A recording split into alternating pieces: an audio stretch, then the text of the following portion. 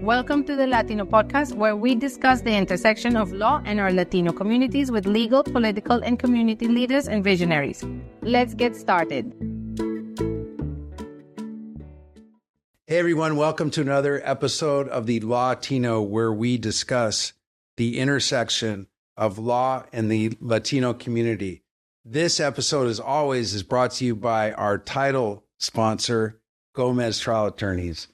One of our nation's largest Latino-founded law firms, Gomez Trial Attorneys offers premier legal services in English and Spanish to consumers that have suffered personal injury, adverse employment action, or consumer rights violations. We also represent those whose civil rights have been violated. Today, we have a very special guest, and we have a special guest host. And so my guest host, who are you?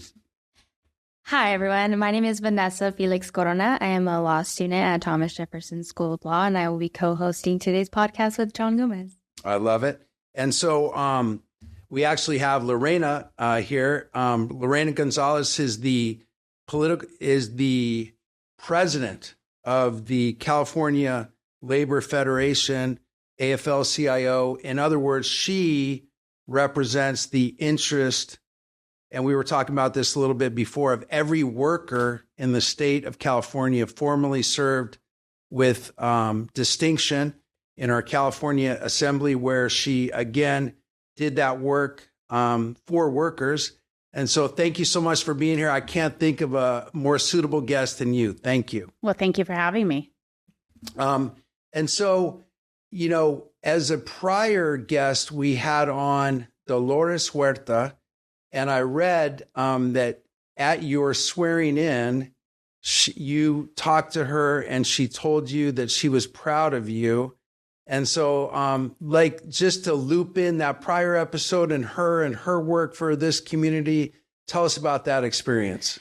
Well, I was in organized labor before I went to the assembly, and of course back in it now. And so just growing up, when you think I want to work on behalf of workers, you know, when I was young, there was one woman in particular, Dolores Huerta, who of course had dedicated her life to that.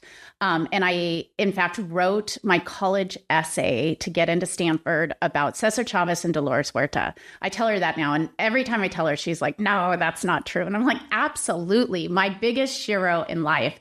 And so I had gotten to work with her a lot throughout the past few years or decade, I guess. But she's tough. She's a tough cookie, right? Like, she doesn't give out praise that easily or often, at least to me. And so I was really excited. I didn't know she was coming to my swearing in to head the California Federation of Labor Unions. And I actually was speaking, and I look, and there she is in the front row. And I was so excited. And then after she came up afterwards, and she said, I just want to tell you how proud I am of you. And to me, because, you know, in a way, she's not effusive with praise, and that's a good thing. She has high expectations of everybody around her. But I knew, for me in particular, as a labor leader, as a Latina, standing on her shoulders by all means, for her to tell me that she was proud of me, I think probably was one of the kind of most exciting things that had happened to me. And we continue to work together. You know, I guess later that same year, a couple years ago, we walked for miles. I walked for 37 miles, but there was like a 500-mile march with farm workers. And she walked, you know, she's in her mid-90s now, but she walked for a good mile. And I just thought, oh my gosh, if, you know, 15-year-old Lorena had known that one day you would do everything you set out to do and be standing next to Dolores Huerta, walking on behalf of farm workers throughout California to get a bill signed, like, that would be the ultimate. Like, I couldn't even believe that would someday be my future. And so it's pretty exciting when, you know, your real life living hero says something like that to you. Yeah, I think, you know, what a moment. And I think her words, you know, are the words of many of us. You know, I think many of us are proud of you and your leadership and the work that you've done. In terms of being the president and leader of this organization. How many workers are we talking about? So in California, there are about 2.3 million union workers who are not solely members of the teachers union. The teachers union, there are members of the teachers union who are part of our federation, but some of them are outside. So there's about 2.5 million altogether, but within the federation, there are 2.3 million workers. They represent 1,300 different small or large local unions. So everything from plumbers and pipe fitters and construction workers, laborers, to pilots, to nurses, firefighters, janitors, custodians at schools, you name it, we probably represent them. If they have a union or have ever tried to have a union, there's workers that we represent in California. So we represent the 2.3 million. And of course, we spend a lot of our time trying to ensure that the millions of others who want a union in California have the opportunity to do that. Amazing. And so, when we had Dolores in here, I was, just kind of scratching my head about, the idea that she was able to coalesce this support around, her as a leader with Cesar, as in that time, a real pioneer, as a Latina, really leading, this group and this movement. And here you are, right? As a Latina, I think the first one in this position, right? Yeah. I mean, it's funny when I say that, I'm always a little remiss to say that because unfortunately or fortunately in my life, I've always been the first Latina. So when I led the labor movement in San Diego, I was the first Latina to do that. Went to the assembly. Of course, there's been Latinas, but there weren't many. I was the first Latina to chair the Appropriations Committee in California, and now the first Latina to head the California Labor Federation, AFL-CIO, and one of only two Latinas in the nation. The head of the Nevada AFL-CIO, Susie Martinez, is also Latina, but it's rare. And I think that's okay. We should celebrate that. But most importantly, I plan to not be the last. That's what matters the most. Love it. And so we have here with us, a rising leader in law, a proud and strong Latina who's active in her community. Why don't you ask a few questions and jump in here? Thank you. Yeah. So as the first Latina, or the first of many more to come, what advice do you have for young Latinas that are looking to whether get into politics or in other leadership roles? So I have a ton of advice, and I'm always here. The other thing is I will always give you advice, whether you ask for it or not. But really, when Latina, especially young Latinas, reach out about career advice or about advice in a professional setting in law, of course, we didn't discuss this, but I am an attorney. I just kind of went different way with my law degree. But I think there's a couple things. One, be who you are. I think this took me a long time to understand. I thought, partially because I was going to be the first in so many ways, though, to be the first, you're like, well, how do I acclimate myself to what is expected? And it took me a while. And now, of course, I'm older, more mature. I understand, no, what actually made me special is who I was, not trying to be something that I wasn't. And that may sound, catchy and cute. And like, of course, be yourself. That's what's important. But it's really important. I'll give you a couple examples. I'll remember when I first went to the legislature, I tell the story all the time, but it absolutely happened. I had to make the decision. Am I coming to the legislature as, a woman, as, the same, all these legislators, these assembly members who have been here, or myself, right? And I got there and people would tell me like, you can't do that. I was like, is there rules? Are they written? Where are these rules? Like, what I can't do? I will follow if there's workplace rules, laws, whatever. Tell me those. No, there's norms, because we were in an institution that had been founded, 150 years beforehand and run by old white men. And let's be honest, right? And I'm like, okay, so these are somebody else's rules, but they're not real rules. Like we didn't vote on them or we didn't agree to these. These are what the rules, if you will, with quotes, this is how you're supposed to act. And I just thought if I do that, that won't work for me. And so I said, I'm just going to be myself. But I remember the first time I had another legislator and I was talking about a bill I really believed in. And he was like, oh, I'm not sure what I'm going to do. And I'm like in his face and I'm like, you don't understand. I got to tell you about my constituents. And I'm just getting very passionate. And he's like, hold up. He's like, why are you yelling at me? And I'm like, I'm not yelling. This is just, I don't have an inside voice. You know, this is what happens when I really care about something. And I think they got used to it. You know, I just decided this is going to be me.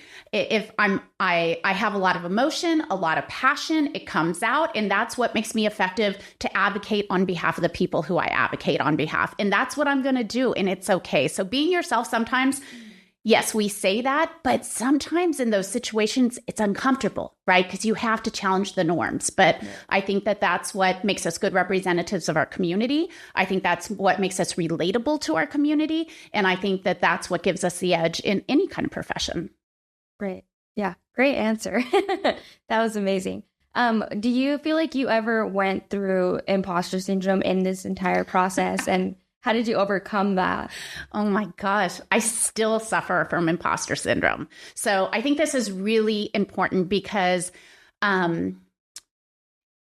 we say something in my household a lot, like, you know, you're projecting something on somebody else. It's about you, right? Imposter syndrome is always right about us. So there are times even now, I went to the White House just recently for Hispanic Heritage Month, you know, big celebration, Biden. There's important people everywhere. I brought my son, actually. He didn't want to go with me before. Finally, he's 21, graduating from UC Santa Barbara, decides like, oh, yeah, maybe I should go to some of these things.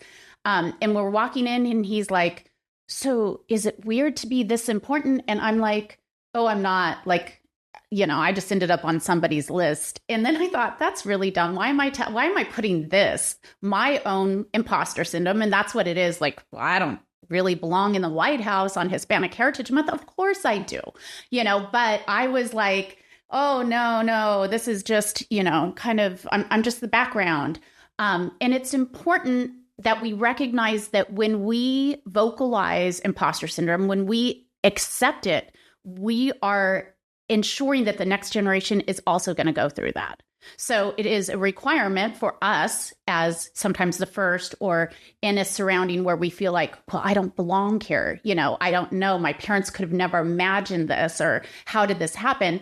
If we want to pave the way for that next generation, we've got to get over ourselves. And so that's what I try to remind myself. It's not always successful, still suffer, but.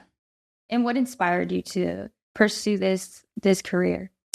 So I often tell my story, and a lot of people get hung up on half of it. So it's important for me to tell the whole story. So my father came to this country, and this is the half that, especially in our community, everybody's like, oh, the daughter of a farm worker. So my father, like so many others, came to this country to try to make a better life. Him and a lot of his brothers and sisters at different times. My grandfather had been a bracero. So when my father came across, he first worked in the strawberry fields in North San Diego County. He later moved to packing houses and then to small business. And so, of course, that had a profound effect on how I thought about immigration, what I think about farm workers and the whatnot. But the truth is that my parents got divorced when I was super young, like before I can even remember, I think under 1 probably, or 16 months or something. So I was raised primarily by my mother. See, everybody loves the daughter of a farm worker story, and it's important. My dad still lives in Oceanside. He taught me a lot of things, but it was my mom who really made me who I was. My mom was a single mom of 3. I have 2 older brothers. And she was a nurse. She was a nurse who had only done 2 years of community college. She went to East LA College and became a nurse at Tri-City Hospital. And she just worked her butt off, you know, and everything was about us.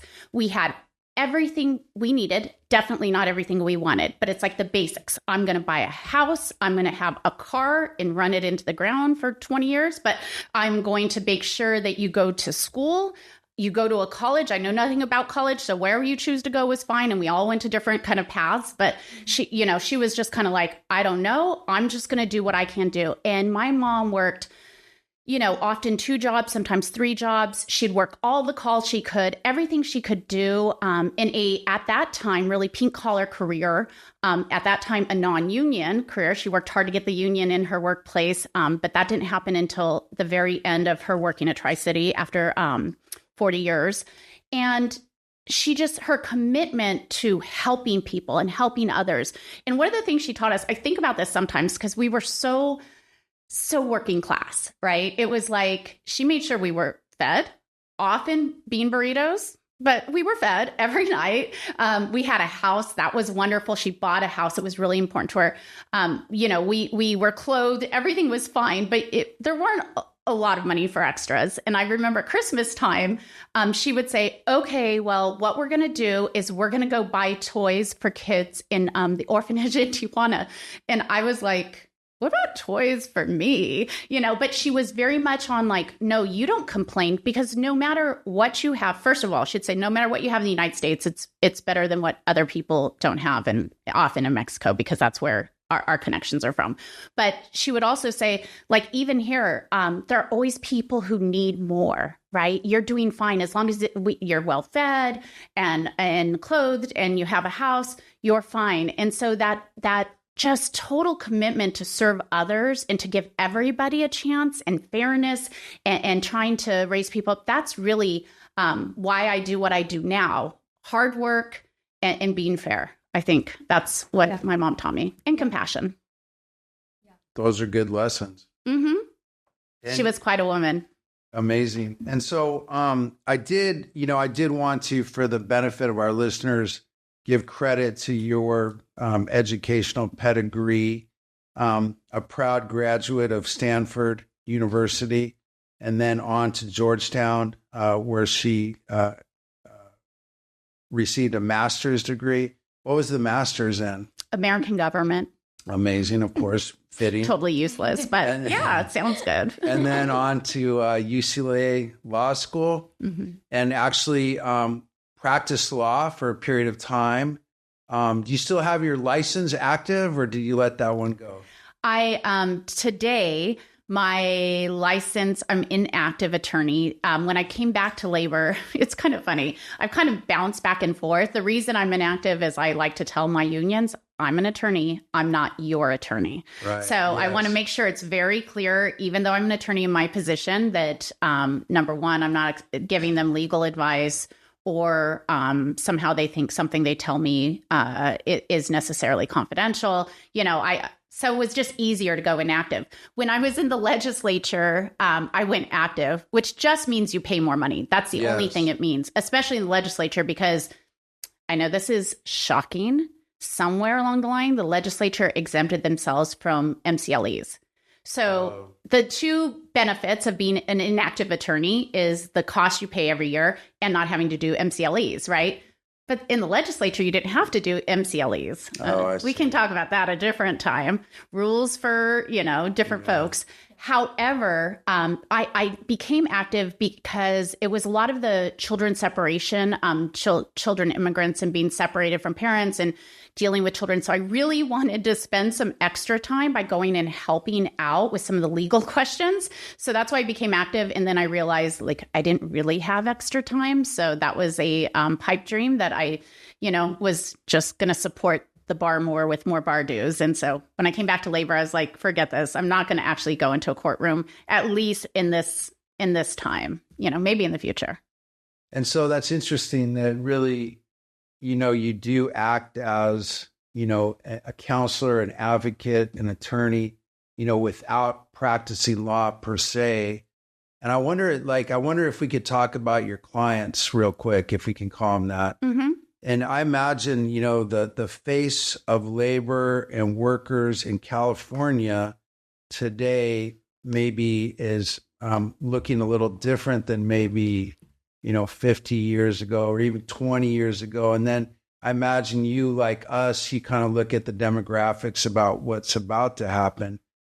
So how I'll just ask it just straight out. How Latino are your clients? Like what percent, what's the demographics? That's a good question. And things have changed a lot. And we can talk about why in California in particular, public employment adds to our robust numbers. We are highly unionized in the public in the public sphere. So that's like city and county government, state government, school districts, all of those types of jobs. Some states allow organizing in the public sector, some do not. California obviously does, and that helps.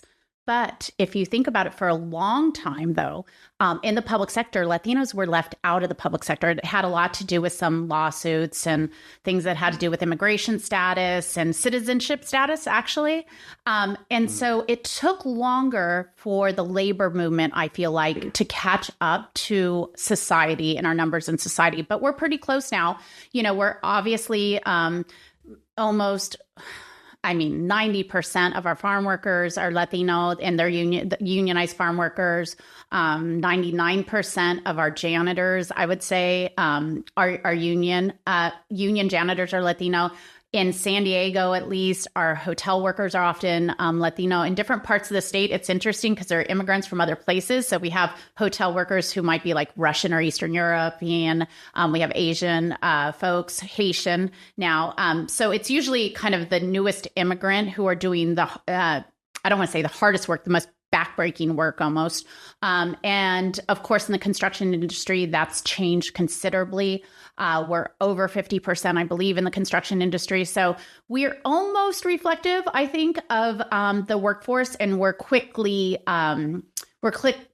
becoming reflective of society as a whole as young people start to enter the workforce. And we know that they're predominantly Latino. They also tend to be more pro-union than some other groups. So, oh, that's interesting.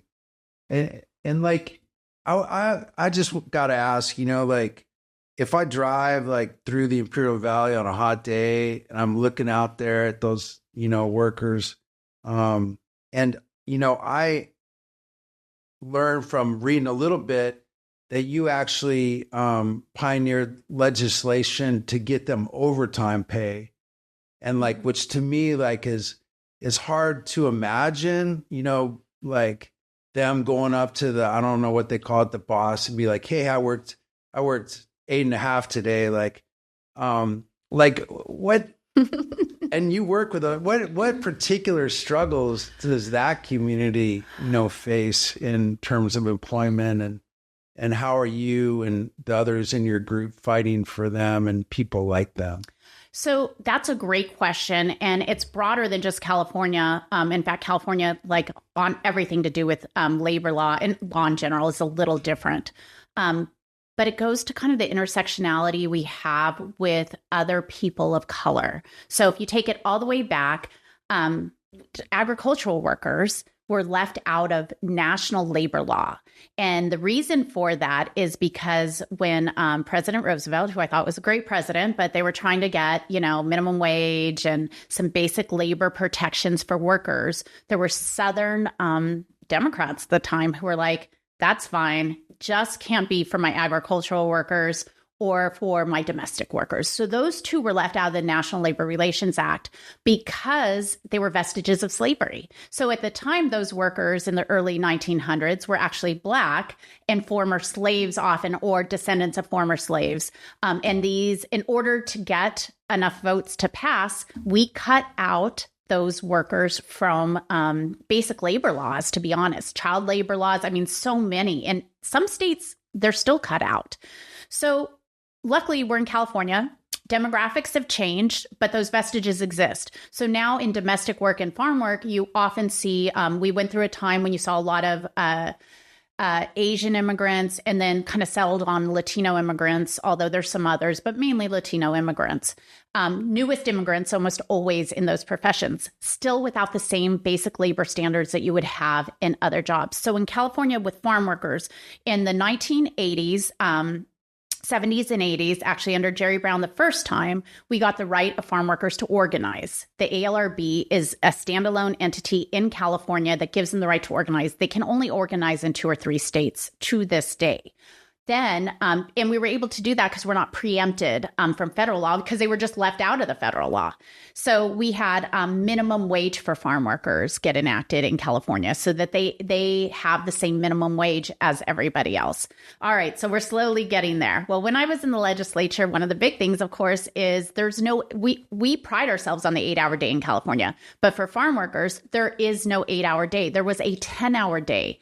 And we have all kinds of complex, of course, anyone listening to this, overtime rules, 40 hours a week, at 60, you get double time. If you work 6 days in a row on the 7th day, you got to get double time. We have these rules for everybody except farm workers. So the United Farm Workers came to me and said, will you try this bill? It's been tried half a dozen times over the last 40 years, but we think like your story, what you've done for farm workers, understanding how the demographics have changed, we think you could possibly get this through. So we did. We fought hard to get overtime for farm workers. Now, you think that people would be embarrassed to be like, yeah, no, not them. No, it was the craziest fight you ever saw. You saw people, even some Democrats, but mainly Republicans, standing up on the floor of the assembly, reading from the Bible to justify not giving, overtime. I was like, let me get my Bible. I'll show you where it says you pay workers correctly. We had straight out fights. It died the first time on the assembly floor the year that it passed. And then we kind of did this procedural gimmick to get it back out. We luckily had 2 Latino legislators who were the head of the Assembly and the head of the Senate, and we brought it back and it barely passed. And then Governor Brown again signed it. So I'm really excited about it. But I do have to say, this is really important. We're never done. Domestic workers still aren't treated the same as every other worker. That's still something that's missing. Mainly agricultural workers are, but there's some exemptions. And this is crazy. And everybody thinks I'm crazy to care about. There's like 70 goat herders in California. Sheep herders and goat herders actually are exempt from overtime rules. And in California, it's a very isolating job, right? You have goats, they're out way in a pasture by themselves.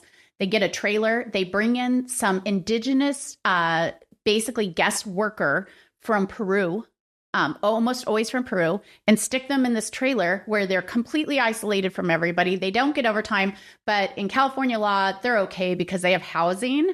And they work for basically 3 years, and then they're sent home for a month, and then they reapply for their visa. So someday I will make sure that goat herders also have the same rights as everybody else. But this is what it comes down to. It's always like making sure nobody's excluded from what we assume and accept is common practice for everybody. Amazing work. Yeah. You got some more stuff? I do. I have a few questions. So like you said, you've long been a voice for workers and union rights and economic justice. How did you get started in that? I did read online that your first summer job was handing out bags of food to workers. So how did you get there, and what brought you to here now? So I grew up in North San Diego County in Oceanside and Vista. I went to high school and middle school in Vista. You go to Vista High School? I went to Vista High School. Okay, yes, sir. It was not a pleasant time to go to Vista High School. It's funny. No, you got cred now. Like my middle school teacher, she reached out not too long ago, and she said, how were you designated GATE? How they did GATE designation, whatever, gifted. She's like, because at that time in Vista, we didn't test any Latinos, let alone a Latina. And I was like, oh, no, they found me in Oceanside. I just kind of grandfathered in. She said, yeah, I didn't have another Latina in GATE for 12 years after you. Oh, think about that. It was a different world. But I grew up in kind of this craziness in Vista, and had met Jerry Buckowitz, who was then working in organized labor. He actually was my predecessor at the San Diego Labor Council. But his daughter and I were very close friends, best friends in high school. And so he said, you want to come for the summer and work at what we call labor participation, or kind of the food bank, the community services for labor unions, the summer before I went to Stanford. And I said yes. And that's when I handed out, in fact, food bags to striking carpenters at the time. but really seeing what people had to do to put themselves out in order to force an employer to pay them more. And it was just amazing when you talk to striking workers, and that's kind of your first, it wasn't organizing workers, although I watched my mom try to organize. It wasn't, people that are happy. It was people who were coming together, empowering themselves against their employer, withholding their labor in order to do more for themselves in the next generation of workers. It was so inspiring that I was sure that in my life, I would do something with labor. I never imagined I would be the head of the Labor Federation. Yeah. Wow. And how do you balance the needs of workers as well as while considering the issues involved with like corporations and businesses and things like that in the community? I think that corporations and big business have plenty of people who worry about them. In fact, a disproportionate amount of people in power worry about stock prices and entrepreneurship and innovation and how big and powerful and how much money these folks can make. They have their advocates. And in fact, I'd argue that they have way too many of them. And so I don't think of my job as being a balance. Obviously, we want companies to exist, right? Workers don't exist if corporations don't exist, if businesses don't exist. However, we want to make sure that the people who are enriching that business, the people who are doing the work for that corporation, the people who ensure that that CEO gets to make now ridiculous amounts, close to, hundreds of millions of dollars, that they're taken care of too. There is no world in which somebody in a corporation should be making $1 billion or even $1 million and their workers can't afford the rent or healthcare. That is unconscionable, immoral. And so for me, I don't think it's a balance. You just need to exist. Yes, we don't want to run you out of existence. I do get that.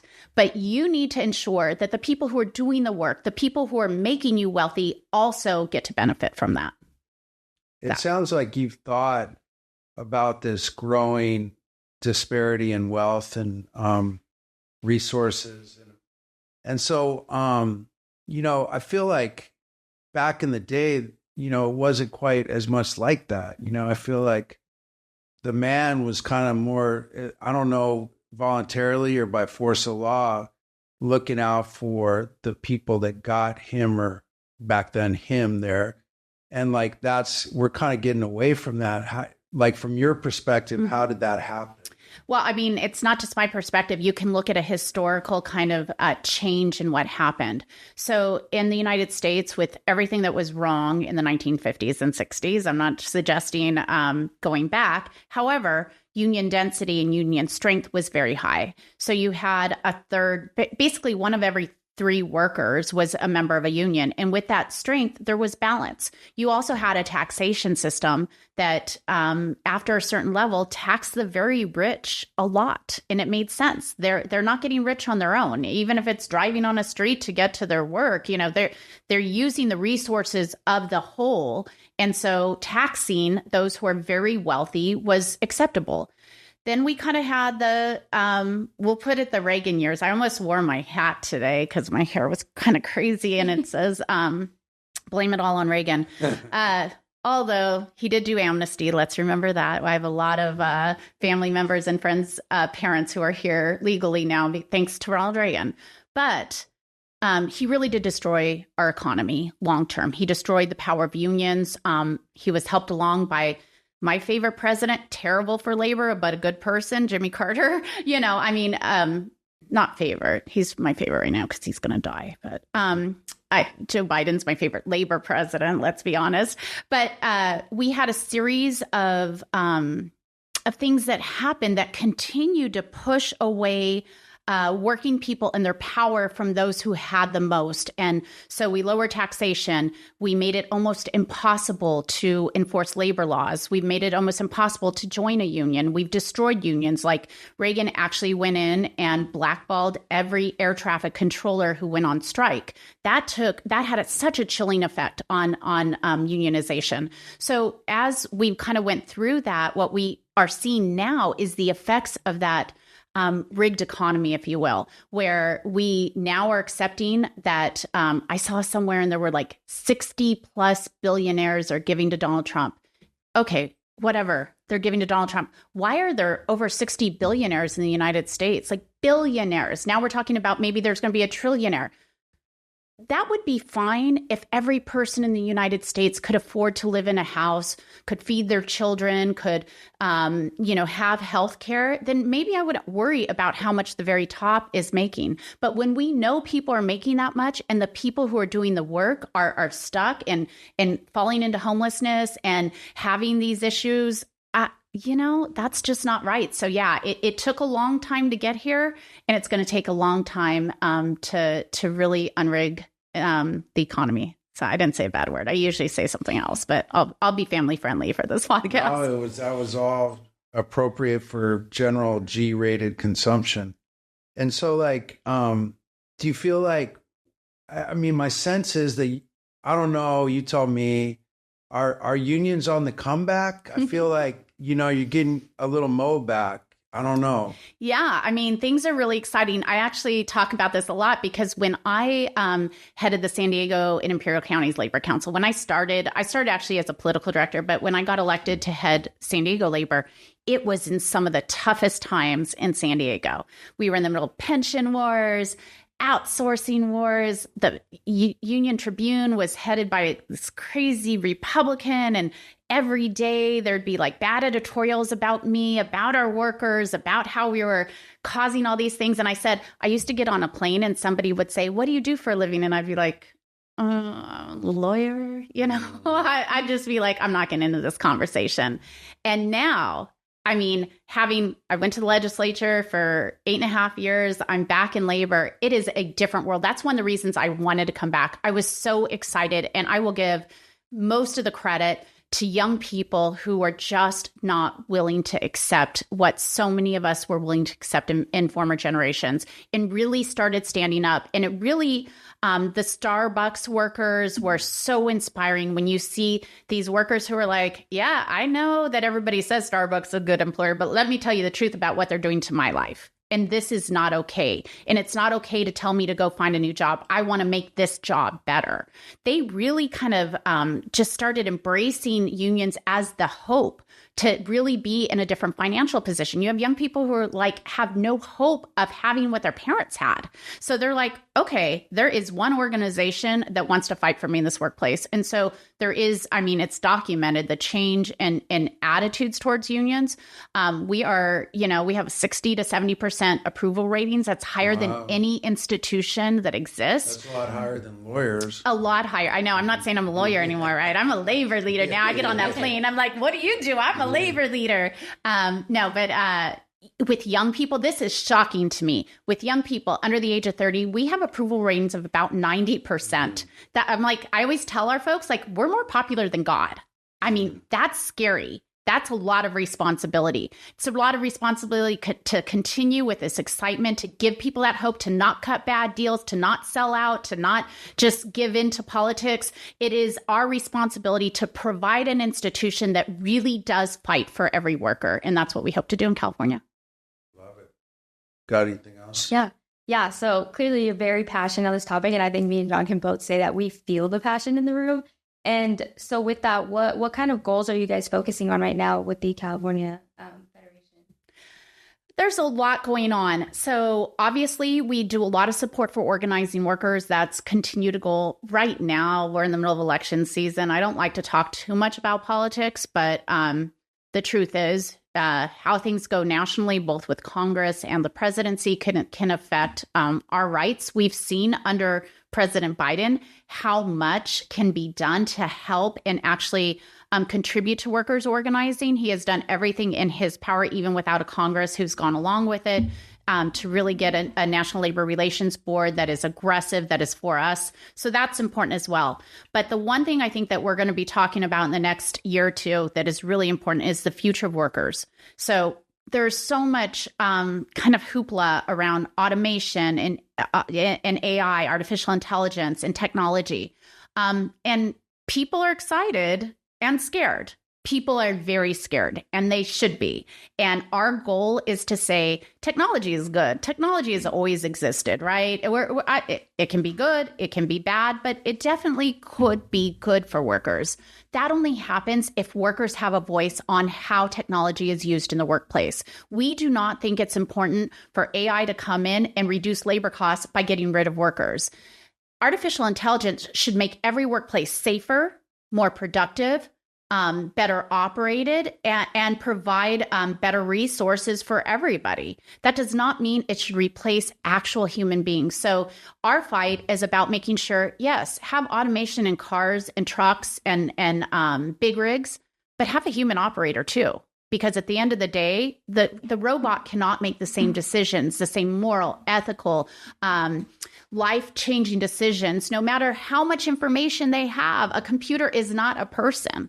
And we know, and you all, of course, doing personal injury, know that we have a lot of room to make workplaces safer, to make society safer. You don't do it by just reducing labor costs with a computer. You do it by combining the best of innovation, the best of technology changes with the best workers in the world. And that's what we have in America. So we have an opportunity, and it is, are we going to push aside the needs of working class and middle class Californians who need a job, want a job, can make our jobs better in some push or view for like innovation and technology, Silicon Valley, without thinking about what that does to workers, to safety, to our workplaces. So that, I think, is going to be the big issue in the next few years. Amazing. I had not thought about that. But for sure, like that's super heavy. You should think about it, because let me tell you why it matters to trial attorneys in particular, or consumer attorneys of any sort. And this is something that I'm really disappointed our governor vetoed what I thought was almost a easy AI regulation bill. One of the big problems we have in I'll break it down to an actual workplace, right? Let's say in a hospital, you now have artificial intelligence telling you what should be done to a patient, right? Sometimes it's so strong that it's hard for the human being, the nurse, who went to nursing school, who passed all the boards, to override the computer, right? We don't know who programs that computer. Did the person who programmed that computer, are they qualified to practice medicine in California? Where's the liability? If that computer is wrong, is it on the nurse because she couldn't override it in time? Is it on the hospital? Is it on the tech company that provided the, there's a lot of questions about liability and technology. And I think the technology community and this governor, unfortunately, have been kind of like, well, we don't want to slow down innovation. Why are we going to attach blame? We have the same thing going on with driverless vehicles in like the Bay Area, that these taxis are going on. Who's liable when that doesn't work out? If you're using a computer and for civil rights kind of litigation, if you're using some kind of algorithm or computer AI to decide who to hire or who to promote, if there's bias in that computer program, number one, how do you know about that? Where's the transparency? How do we ever find out, hey, they're pushing out everybody with a Black or Latino name? And, except for, that's some real work to go see who all applied for a job. We don't even have the right to that. Where are the protections that we have built in for civil rights and for individual rights? And then who's liable when those are broken? And that is going to be a big legal question, I think, over the next few years. Agree. Yeah, you're a better lawyer than me. I mean, Vanessa probably had already seen all this coming, but I think we're about to wrap up. I would say I'm going to do a throwaway question to you. I know you got to meet Dolores Huerta. If you could, have dinner with any other hero that you haven't had the pleasure of meeting yet, who would you pick and why? That's so hard because I've had such an opportunity to meet so many of my heroes, right? And that's one thing I feel so blessed between organized labor and being a legislator. The new first female president of Mexico. I got to meet a few years ago. Oh, wow. And so I'm trying to think of like who is out there that I haven't met. I mean, dinner would go back be great. as far as you want in history. Oh, history. Yeah, like Shoot. they don't have to be alive. Yeah. Uh-oh. I don't know. You're getting a lifeline. I know. It's like, okay, I'm going to say this, and I'm sorry. It's the truth. Sometimes I get sad at some of the things he says, but for the most part, I'd love to meet the Pope. Oh, yeah, of course. You know, I obviously, I'm not obviously, like most Latinos, I was born Catholic. I am Catholic. And the Pope, this Pope, has, just like kind of unions give young people hope, this Pope's given a lot of young people in Catholicism some hope and changing kind of the direction of how we see people, how we see unions, by the way, is very pro-union, how we see the economy, how we see some things that have been taboo for our church that I think have driven a lot of young people away, like LGBTQ rights. And so I think it's exciting. He doesn't go as far, of course, as I would hope, but he is the Pope, so I'm not allowed to question that. So I'd love to have dinner with the Pope, I think, if it's somebody living. In the past, I mean, there's a million people, right? Like there's, I mean, my true hero, like long past hero, and this is just about being so damn brave that nobody can stop you, I have to say, is Harriet Tubman. I love reading. Look over your left shoulder. Well, it's, oh, yes. Oh my God. Partially because there's something, I think, about women in certain times, and just being a woman, even now today, where we're like still looked at differently, and being so brave to take on anything or anyone or any challenge, and still moving forward when people just try to tear that down. And where does that strength come from? I think is always the question I want to ask brave women, in particular women of color, who are willing to be like, yeah. I'm not irrational. I'm not stupid. I know I'm taking a risk, but this risk is worth it. And it's something you see sometimes in, I think in history with women in general, that really does change the world. And I think that would be cool too. I love it. Any closing remarks from you? Other than I think you're very inspiring, and like what you just said right now about the bravery, I think you exemplify that great. And like when I asked you, like, how do you come over imposter syndrome, and like your answer reflected what you just said. Aw. Well, thank you, Vanessa. I think you're going to do big things. I'm inspired by you. Thank you. Yeah, so I want to thank my special co-host for today and a past guest on the podcast, Vanessa Felix Corona, who is the president of the La Raza Students Association at Thomas Jefferson Law School. We're very proud of her and the work that she's doing. She's actually is now planning a 3-school mixer of all the La Raza students. And I'll tell you, these parties, if you've been to a gathering lately, they just get bigger and bigger and bigger. It appears that there's going to be more and more Latinos and Latinas, within the legal and, public policy world. And so I think it's really important, for leaders like you, like she said, you're inspiring a ton of, people out there, including not only younger people, but people like me. And so if our listeners and viewers want to learn more about the work that you're doing, support it, where would you direct them to look? So the CaliforniaLabor.org is our website. I had to look. I'm on social media. I'm easy to find on social media, and then I can direct you right place because I never know.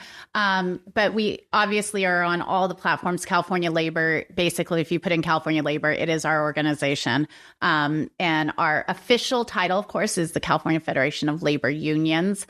That is the umbrella organization for all the unions. And you can always find Lorena Gonzalez pretty much. Are you on the gram?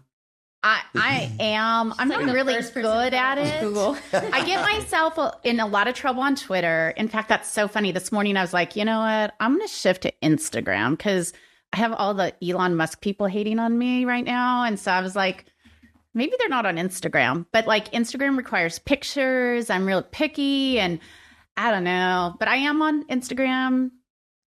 You find me you find me. I know where you're Facebook. I'm on them all. No new ones. If there's new ones, you guys, I ask my kids all the time, what am I missing? They're like, we don't want to tell you. Okay. So we try to be very approachable though. Yeah. Well, thank you so much for, being approachable, for spending time with us. We're very, very honored and grateful to Lorena Gonzalez for the work that she's done for workers and their families. If you think about it, she's doing work for millions of workers, and then each of those workers, or many of them, have families. And so you're thinking about, kids. Can these children have, educational opportunities? Can these kids have, safe and affordable housing? Can these kids have good nutrition? And that all comes from, a fair and just, system of compensation and employment. So the work you're doing is touching so many people. And so thank you on behalf of all Californians. Thank you. I appreciate it, John. Keep doing the good work. Yeah. Yes, ma'am. That's our intent. So thank you so much, everyone, for joining us for this issue of the Latino. We look forward to our next podcast, and please tune in Spotify, Apple, wherever you can find podcasts. That's where we're at. Thank you so much. Thank you for listening to the Latino podcast. We'll see you again next time, and be sure to click subscribe to get future episodes.